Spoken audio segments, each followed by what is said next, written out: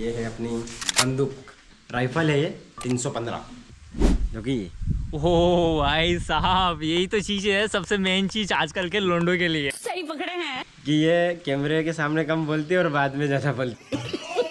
एक चीज़ मेरे पास ये है और इसकी खास बात थोड़ा झूम करके दिखाओ। ये इधर मैंने लिखवाया है दीपक और इधर है चौंगाड़। गरीबों आज मैं आया हूँ दीपक चंगड़ के घर पर।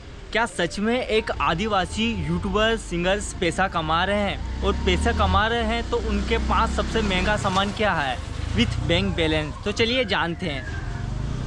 जय जोहार, जय आदिवासी। हमारे घर आए, आपका स्वागत है। धन्यवाद भैया। और दोस्तों मैं बता देता हूँ कि इनके फर्स्ट चैनल पर 4 लाख से भी ज़्यादा सब्सक्राइब मौजूद हैं एंड सेकेंड चैनल पर 2.7 लाख सब्सक्राइब है। इन दोनों चैनल से भैया कितनी अर्निंग करते हैं वो जानने से पहले घर गृहस्थी के बारे में जानना चाहेंगे। तो चलिए यहाँ पे थोड़ा सा इधर कैमरा घुमाओ, ठीक है। तो ये बाहर का है एंड ये है इनका घर भैया का। तो दोस्तों सबसे पहले भाभी से मिलाते हैं। नमस्कार भाभी जी। नमस्ते। कैसे हो आप? बढ़िया। जी। तो हमने इनके लिए भी कुछ क्वेश्चन लिखे हैं, अभी जस्ट पूछते हैं। अभी मैंने बहुत से वीडियो में देखा है कि आप इतना उस वीडियो में कम क्यों बोलते? लाइक मेरा ये कहने का मतलब है, मैंने बहुत सारी भैया की वीडियो देखी है और इस वीडियो में बहुत ही कम बोलती है भाभी। क्यों, ऐसा क्यों? पहले मैं थोड़ा सा बोल दूँ जी कि ये कैमरे के सामने कम बोलती है और बाद में ज़्यादा बोलती है।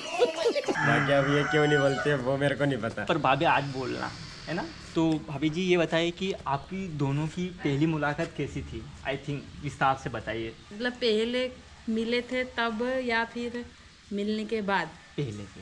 फर्स्ट टाइम तो मेरा जो हॉस्टल था और हॉस्टल के जस्ट पीछे वाली गली में इनका रूम था। और जैसे कि इन्होंने मेरे को एक बार शादी में देखा था, पर मेरे को याद नहीं है मैंने देखा या नहीं देखा, पर इनने मेरे को देखा था तो इनको याद है। फिर कॉलेज में हम एक थे तो फ़ोन चला रहे थे रात में, तो सामने आ गया इनका वो गाना यात्रा वाला सॉन्ग, तो उसमें फ़ोटो थी इनकी। तो फिर मैंने मेरी फ्रेंड को यूँ बोला कि ये तो मेरी कॉलेज में पढ़ता है करके। फिर बाद में ऐसे फिर दूसरे दिन ये दिख ही गए वहाँ कॉलेज हॉस्टल वाली गली में। तो वो क्या बोलना चाहिए, ऐसा हुआ था जैसे शादी में देखा था इसको मैंने। अच्छा। फिर ये मेरे को फिर दूसरी बार ये कॉलेज में दिखी थी, तो मेरे को लगा ये मेरे साइड इसलिए देखती है कि मेरे को शादी में इसने भी देख लिया होगा। तो मतलब मैंने फोन देखा इसलिए कि मिले थे तो, हाँ, और ये फोन में मतलब गलत फहमी दोनों अलग अलग। फिर इस जरिए मुलाकात हो गई। उसके बाद कॉन्टेक्ट नंबर वगैरह आपके कैसे? वही क्या? मतलब वो गाने में थे ना नंबर थे तो वो नंबर निकाल के नहीं मैसेज किया था। आपने निकाला? हाँ, इसने तो किया, अपना तो कहीं नहीं था। आपका सॉन्ग कौन सा था जो भाभी ने सुना? यात्रा वाला जो फर्स्ट सॉन्ग वायरल हुआ था ना। कर ले, मतलब फर्स्ट तो नहीं था वो, पर फर्स्ट तो नहीं था, वायरल फर्स्ट वही गाना हुआ था, बलवारी यात्रा का था। काफी अच्छा लगा था उस सॉन्ग। मेरे को समझ में नहीं आती थी, पर वो जैसे फोटो ये देख के शुरू से का गाँव में रही नहीं है, उधर घाटा विलोधी रही, उधर ही की मतलब पैदाशी है इनकी, जन्म वही हुआ। और मम्मी पापा भी उधर बाहर ही रहे शुरू से, तो अपनी भाषा बहुत कम आती थी, इसको समझ ही नहीं पाती थी। व्लॉग में ज़्यादा नहीं बोलती कि जैसे आदिवासी आती तो है, पर कुछ वर्ड आते कुछ नहीं आते, इसलिए मैं ज़्यादा नहीं बोलती है। और हिंदी बोलती हूँ तो कमेंट करते हैं कि भाभी आदिवासी क्यों नहीं बोलती। अब तो बोल लेते ना अब आ जाती पर पूरी नहीं आती है, मतलब कुछ मान लो 60% आती है। जाते तो लोग उन्हें पसंद करते हैं, हमेशा नाम लेते हैं, अच्छा प्राउड भी फील होता है। और कभी कभी अच्छा भी नहीं लगता है कि मतलब नॉर्मल इंसान रहते तो ज़्यादा बेटर रहता है, ऐसा लगता है। मतलब कभी कभी, बाकी तो अच्छा है कि सिंगर है। ऐसा क्यों लगता है कि नॉर्मल इंसान रहते तो बेटर रहता? तो जैसे कहीं पे हमेशा दो ही रहना चाहिए, पर हमेशा नॉर्मल रहे हाँ। तो दो ही जन मस्त अपने जीवन में। और अभी क्या मेरे पास काम ज़्यादा है, जैसे आज वो रिकॉर्डिंग करने निकल गया, कल शूटिंग करने चले गया, तो उस आधार पे तो जैसे बाहर भी जाते तो कोई ना कोई पहचान वाला हाँ, मिल ही जैसे जाता है। 2 जन भी रहेंगे ना तो वहाँ तीसरा व्यक्ति कोई ना कोई आ ही जाएगा। दोस्तों अभी हम देखते हैं भैया के पास सबसे महंगा चीज क्या है। सबसे महंगी चीज़ बताता हूँ, चलो। सबसे महंगी चीज़ तो एक ये है कि मेरा परिवार है मेरे लिए सबसे महंगी चीज़। उससे महंगी चीज़ कुछ नहीं हो सकता, पर फिर भी आपको बता देता हूँ। देखो, एक तो ये है, ये स्कॉर्पियो। फर्स्ट चीज़ भैया ने दिखाई है स्कॉर्पियो भाई। सेकंड चीज़ क्या दिखाना चाहोगे भैया? थार दिखाना चाह रहे थे, बहुत इच्छा हो रही थी कि आपको हमारी थार भी दिखाएं, पर वो क्या मम्मी पापा लेके गए हैं कहीं पे। एक तो ये हो गई, उसके बाद सबसे महंगी थार ही होगी आपके पास। थार जो आपका दिल का टुकड़ा आप मान सकते हो। वो तो मेरी कमाई है ना, मैंने मेरी मेहनत से, मेरे YouTube की कमाई से थोड़ा थोड़ा इकट्ठा करके, थोड़े बहुत इकट्ठा करे पैसे, फिर उसको जमा करके ने लिए, तो अलग ही लगता। जो अपने खुद की कमाई की गाड़ी रहती है ना, उसकी बात ही अलग होती है। बुलेट भी है मेरे पास, पर बुलेट मम्मी पापा ने दिलाई थी। वो मैं यूँ नहीं बोलूँगा कि मेरी कमाई से ली, वो मम्मी पापा ने दिलाई। नेक्स्ट चीज़ आपको मैं क्या दिखाऊँ, बंदूक देखना चाहोगे? या एक नहीं दो है, एक दादा की है और एक ही अपनी। ये है अपनी बंदूक। नाम क्या है इसका? राइफल है ये 315। भाई वजन में तो काफ़ी खतरनाक है। यही कितने में पड़ी थी आपको? 1,80,000। 1,80,000। ये भी थार जैसी ही चीज़ है मान लो मेरे लिए। इसके लाइसेंस के लिए मैंने आवेदन किया था। हाँ। 3 साल में लाइसेंस हुआ इसके लिए। सबसे पहले तो आवेदन किया था कलेक्टर ऑफिस से, वहाँ से आवेदन किया तो वहाँ से फिर फाइलें आती है नीचे विभागों में, जैसे पुलिस थाना, फिर अपना स्वास्थ्य विभाग, फिर अपना राजस्व विभाग, जहाँ पे अपनी पूरी इंक्वायरी होती है पुलिस थाने में कि इसका कोई आपराधिक रिकॉर्ड है कि नहीं है, चेक करेंगे। फिर उसके बाद SDOP जाएगी, SDOP से फिर SP कार्यालय जाएगी, सभी जगह चेक होगी अपनी फाइल कि इनके खिलाफ कुछ अपराध तो नहीं है। मैंने तो एक जगह तो बोल भी दिया था। हाँ। हमारे यहाँ SDOP मैडम थी, मैंने कहा मैडम मैं भले एज हो जाएगी कितनी भी मेरी, पर इसको मैं लेके ही छोड़ूंगा। तो फिर उन्होंने, यार जिद्दी बहुत है ये, देना ही पड़ेगी इसको करके। काफ़ी सुंदर है एंड मैंने कभी देखी नहीं थी। जब भैया ने ली थी, मैंने भैया की एक वीडियो देखी थी एंड मुझे काफ़ी पसंद आई थी ये। एंड बहुत सारे लोग कमेंट करना कि भाई झेंदू भाई जब आप दीपक भैया से मिलो तो ये क्वेश्चन पूछना कि हम भी कैसे लेकर के, इसलिए मैंने भैया से पूछा था। तो काफ़ी लंबी प्रोसेस चलने वाली है। मैं यूँ बता दूँ, आप अगर लेना चाह रहे हो तो आपके ज़िले में कलेक्टर कार्यालय जाना। कलेक्टर कार्यालय में कोई शस्त्र विभाग वाला शस्त्र लाइसेंस के लिए आवेदन करते हैं, बहुत सारे वकील सब बैठे रहते हैं। हाँ। वो करेंगे, या फिर आर्म्स मतलब आर्म्स विभाग अलग रहेगा कलेक्टर ऑफिस में, वहाँ जाके आप आवेदन कर सकते हैं। बाकी वो प्रोसेस आपको ऑटोमेटिक समझ में आ जाएगी। तो भाई अब मान सकते हो कि एक यूट्यूबर या सिंगर पैसे तो कमा रहा है। अभी तक जो भी मेरे पास है वो सब आपको दिखाया। अब मैं आपको एक चीज़ और दिखाना चाहूँगा, जो कि मेरे पास ये है, जो अपने आदिवासी होने का एक क्या बोलना चाहिए प्रतीक। इसको अपन कड़ा हर किसी के हाथ में होना चाहिए, आदिवासी जो युवा लड़के हैं।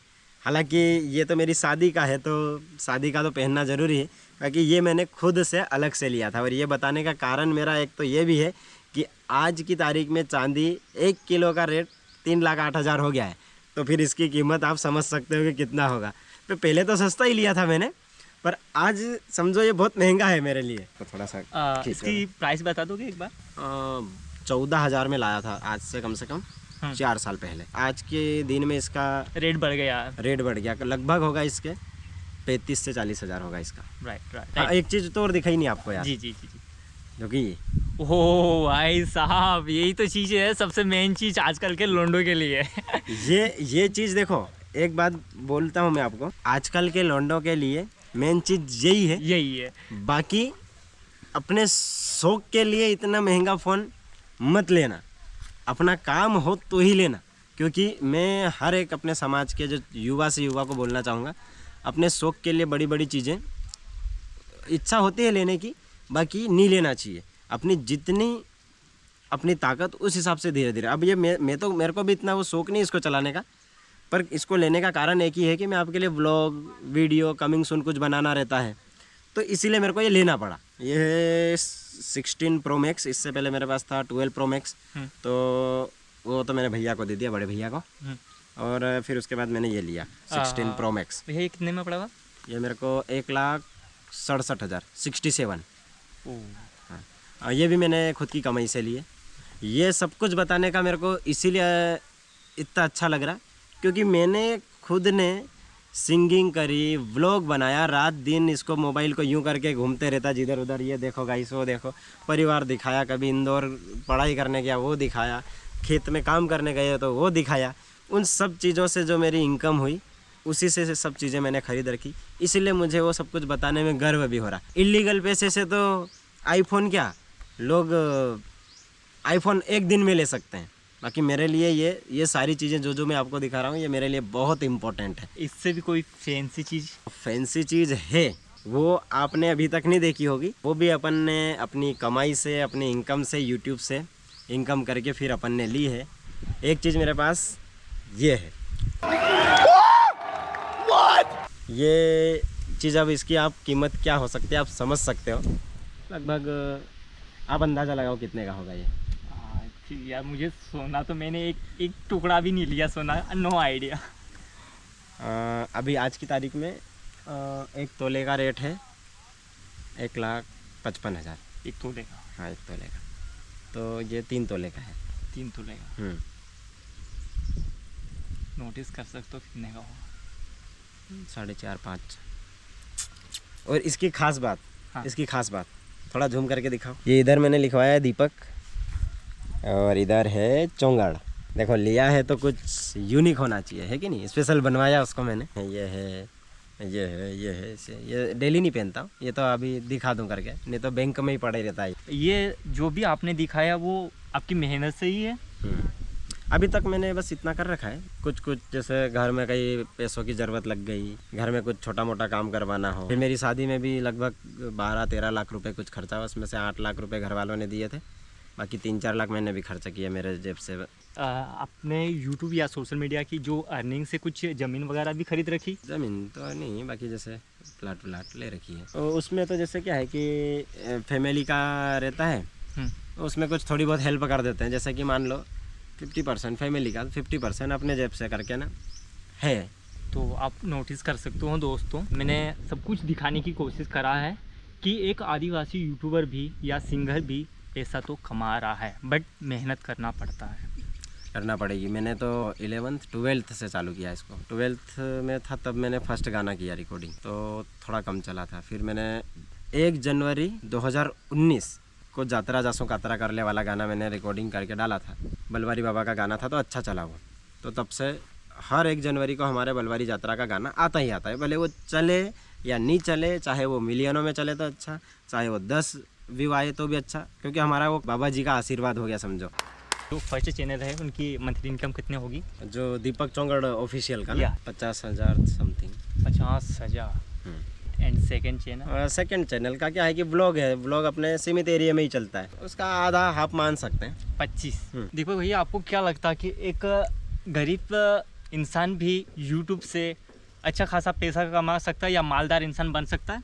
बन सकता है। उसके लिए एक चीज़ चाहिए, टैलेंट, और अपने को कुछ नई चीज़ क्रिएट करते आना चाहिए, बस तो हो सकता है। आप सिंगर की जर्नी में कैसे आए? सिंगर की जर्नी में मैं बड़वानी पढ़ाई करता था, 11th में था, तब मेरे दिमाग में एक ये बत्ती जली कि यार क्यों नहीं ये गाने रिकॉर्डिंग होते वो कैसे होते होंगे, कि तबला पेटी अलग बजाता होगा कि क्या कुछ कैसे क्या होता होगा, ये मतलब दिमाग में चलता था बस सिर्फ। फिर एक दिन ऐसा आया, 12th में था, फीस भरने के लिए पैसे ले गया था, फिर मैंने सोचा चलो फीस बाद में भरेंगे और पहले जाके गाना रिकॉर्डिंग कर दिया जाए। तो पहली बार वो उसी तरह से गाना रिकॉर्डिंग किया, पहला नहीं चला, दूसरा चल गया था, वहाँ से फिर ये सिंगिंग लाइन में अपन आ गए। एक मोस्ट क्वेश्चन पूछते हैं, अपने आदिवासी समाज के बारे में आप क्या सोच रखते हैं? एक तो नशे पत्ते में और कम पैसा रहे फिर भी बड़े शौक पाल लेना, इसमें अपना समाज थोड़ा पीछे है। तो बस ये चीज़ें धीरे धीरे करके ना सही हो जाए तो अपना समाज ऑटोमेटिक ग्रोथ करेगा। अपनी सोच ये है कि समाज के हर एक मुद्दे, हर एक आंदोलन में अपना शामिल होना ज़रूरी है। चाहे अपन वीडियो के माध्यम से लोगों को बताओ, चाहे अपन कोई नया सा क्रिएट करके कुछ स्टोरी बना के बताओ लोगों को, बस इस टाइप से समाज के प्रति अपनी सोच है। आप और अंतर सिंह भैया का क्या नाता है? अब मेरा और अंतर भैया का सबसे पहले तो हम एक तरह से बस सिंगर के हिसाब से मिले थे, फिर हमने रिश्ता निकाल लिया कि वो मेरे जियाजी लगते हैं उस टाइप से, क्योंकि उनके यहाँ जो दीदी है वो भी चोंगड़ है, चोंगड़ परिवार से ही है, मतलब अपने गांव से नहीं है, पड़ोस के गांव से है, तो एक तरह से वो मेरी बहन ही हुई समझो। तो उस नाते से मैं उनको जीजा साला, हम जीजा साला हो गए क्या। और हमारी जोड़ी एकदम ऐसी है कि दो भाई ने जोड़ी वो हमारी कोई नहीं सके तोड़ी।